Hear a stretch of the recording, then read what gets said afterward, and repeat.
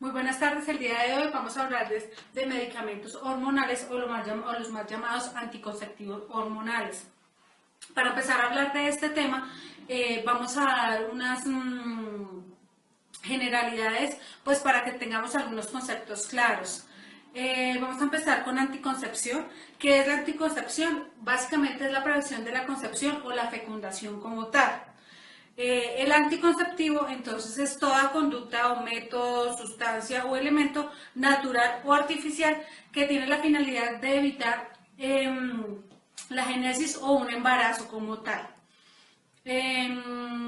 Otra característica que vamos a ver de los medicamentos hormonales o los anticonceptivos es la eficacia. Cuando hablamos de la eficacia hablamos de la función como tal de los medicamentos, que es la prevención del embarazo, y normalmente estos anticonceptivos deben tener una eficacia que se acerque al 100%, pues para que sea algo seguro.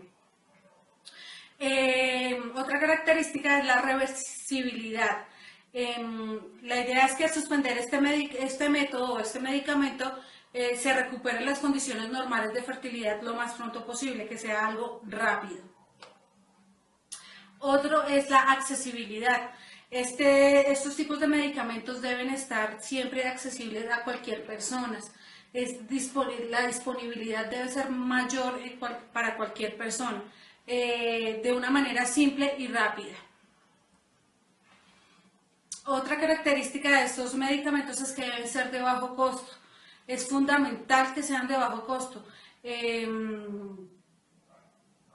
Este hecho normalmente pasará a ser un factor determinante en la mayoría de las personas, tanto a nivel cualitativo como a nivel cuantitativo. El bajo costo es el que hace que los medicamentos como tal sean un método accesible, un método accesible y pues que esté a la mano de cualquier persona. Otra característica es tolerabilidad e inocuidad.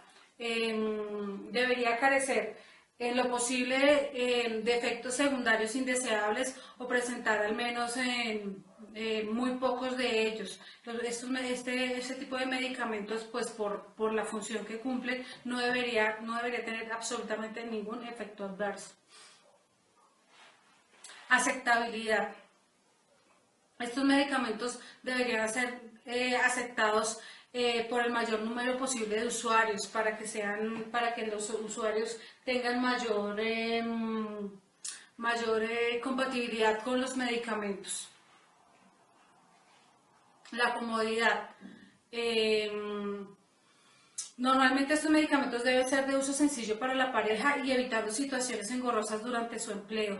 Es indispensable que la pareja siempre esté en una situación cómoda para que el uso de estos medicamentos pues sea más fácil para los dos. Ahora vamos a hablar un poco de la influencia de las hormonas sexuales sobre el eje hipotalámico e hipofisiario, que es básicamente lo que hacen los medicamentos. Si hablamos un poco de la progesterona, vamos a darnos cuenta que la progesterona normalmente reduce la frecuencia de los pulsos de la hormona gonadotropina coriónica. Lo que hace realmente es un feedback negativo, que en la imagen vamos a ver básicamente cómo es el trazado que hace esta hormona. Normalmente lo que hace esta hormona es que inhibe la liberación de gonadotrofinas, para que haya para que se dé el proceso como tal y se active el mecanismo de acción de estos medicamentos. Hablando de otra hormona, vamos a hablar entonces de los estrógenos.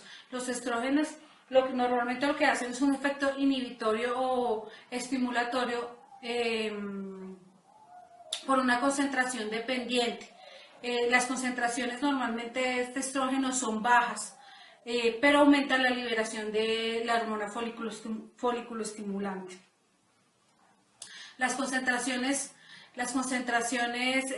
normalmente son crecientes, pero inhiben, hacen un feedback negativo en realidad. Hablando de otras, pues yéndonos a otro punto, vamos a hablar de las contraindicaciones de estos medicamentos. Existen unas contraindicaciones absolutas y otras relativas. Si hablamos de las absolutas, vamos a encontrar que está contraindicado en antecedentes de cáncer de mama, en antecedentes de cáncer de endometrio, en hemorragias uterinas inexplicables, en enfermedad hepática activa como la colelitiasis, en el melanoma maligno, en antecedentes de tromboflebitis y o enfermedad trombótica.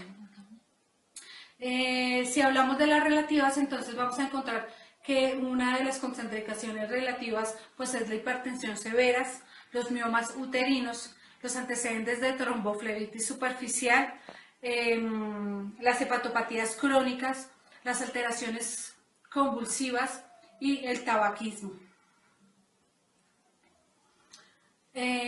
Hablando ya de los anticonceptivos como tal, vamos a hablar de que los anticonceptivos orales combinados pueden ser de estrógenos, que normalmente es el etinilestradiol, y de progestágenos, que es la levonorgestrel, la gestodeno, la desogestrel, norgestimato, la ciproterona y la drospirenona. Luego de hablar de los estrógenos, seguimos con los progestágenos y los andrógenos. Los progestágenos, también conocidos como progestógenos o gestágenos, son hormonas con un efecto similar a la progesterona y a los demás sintéticos. Junto a los estrógenos preparan el organismo para la fecundación, nidación y mantención del embarazo hasta el parto. Entre los gestágenos sintéticos encontramos el levonorgestrel, que es la píldora del día siguiente. Todos los progestágenos tienen propiedades antiestrogénicas y antigonadotrópicas. La mayor parte de los progestágenos se utilizan como anticonceptivos orales para evitar la endometriosis.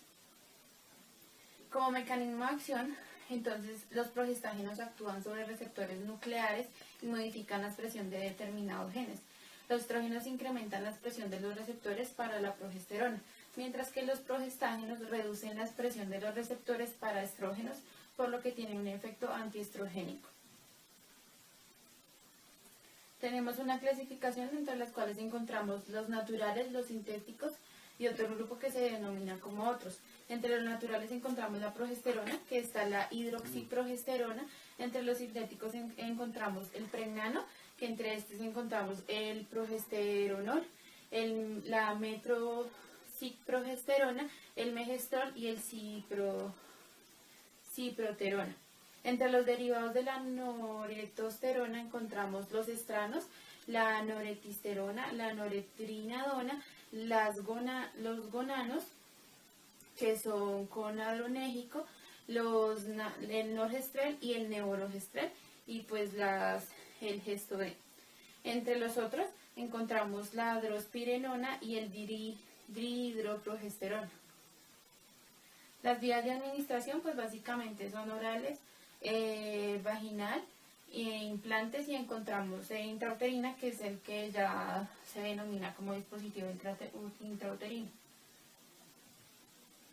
Como indicaciones, entonces está indicado como anticonceptivos en hormonoterapia de restitución hormonal, en dismenorrea, en endometriosis, en hemorragia uterina, en síndrome premenstrual. También se utiliza como fines diagnósticos para probar la secreción de estrógenos y para cáncer de endometrio.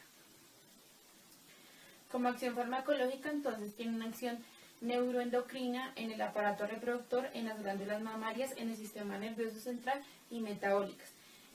Como acción neuroendocrina, entonces aquí disminuye el impulso y aumenta el impulso hormonio de la hormona luteinizante. En el aparato reproductor lo que hace es disminuir la proliferación endometrial promovida por los estrógenos. En las glándulas mamarias lo que hace es que desencadena la proliferación de los acinos de las glándulas. Y en la parte del sistema nervioso central lo que hace es incrementar la temperatura a mitad del ciclo menstrual. En la parte metabólica lo que hace es que la progesterona no modifica el norprogesterona y disminuye las HDL. Como efectos fisiológicos, entonces pues ya se mencionaron anteriormente, sin embargo anexamos otros, lo que hace es que compite con la aldosterona y por lo tanto disminuye la reabsorción de sodio. Tiene un efecto hipnótico y depresor sobre el sistema nervioso central y también estimula la actividad de las lipoproteínas y el depósito de grasa. Como reacciones adversas, lo que hace es que puede originar alteraciones digestivas, reducción de la libido, sueño, candidiasis genital por atrofia de la mucosa y efectos androgénicos en algunos esteres. En la farmacocinética, entonces lo que hace la progesterona es que es inactiva por vía oral debido a ese elevado metabolismo hepático, por lo que solo puede administrarse por vía parenteral. Los derivados semisintéticos o sintéticos son activados por vía oral, puesto que su metabolismo es más lento. Y algunos de ellos pueden tener una vida biológica muy prolongada. Continuamos con los andrógenos, que estos producen muchos análogos de la testosterona, la nodrolona y la dehidrotestosterona. Tenemos también una clasificación entre las cuales encontramos los naturales, los derivados androgénicos, los anabolizantes y el donazol. Encontramos también otros que son los dehidropinodrosterona, la androstenedona, la nodrostenedol, el androsterona y la dihidrotestosterona. Entre las naturales encontramos la testosterona, entre los derivados androgénicos encontramos el metiltestosterona, la fluxemitestosterona, el propinato enantanto, y entre los anabolizantes encontramos oximetolona, el axandrolona y el estanosol. Como uso terapéutico, entonces se utiliza el tratamiento de hipogonadismo masculino, en tratamiento de carcinomas de mama, asociado a tratamiento de quimioterapias o radiografías. Se utiliza también como para edema angioneurótico hereditario, en osteoporosis, en anemia, en anabolizante para el desarrollo de masa muscular y aumento del rendimiento. También se utiliza para acelerar la curación de quemaduras y de fracturas. Sus acciones farmacológicas, entonces tenemos acciones sexuales en las cuales la testosterona es necesaria para el normal desarrollo de los genitales externos.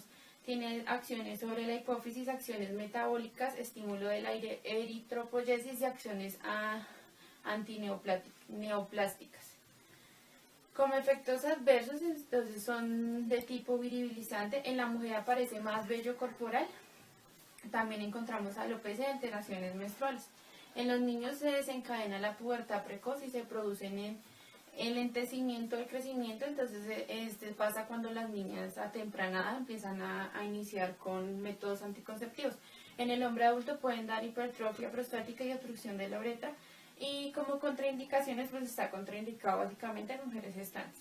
Como reacciones adversas tenemos que en la masculinización se ve más en mujeres y en niños.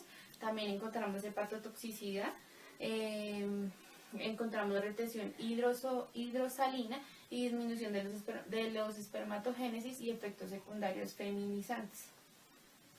Como farmacocinética, entonces pues esta se administra por vía oral, la absorción es oral y sufre por un primer paso hepático intenso, o sea, se absorbe por vía hepática. Los andrógenos también pueden ser sintéticos, metiltestosterona y el mesterolona. Tienen acciones aproximadas y no sufren a un primer paso hepático. Aumentan el metabolismo del primer paso y pues su eliminación es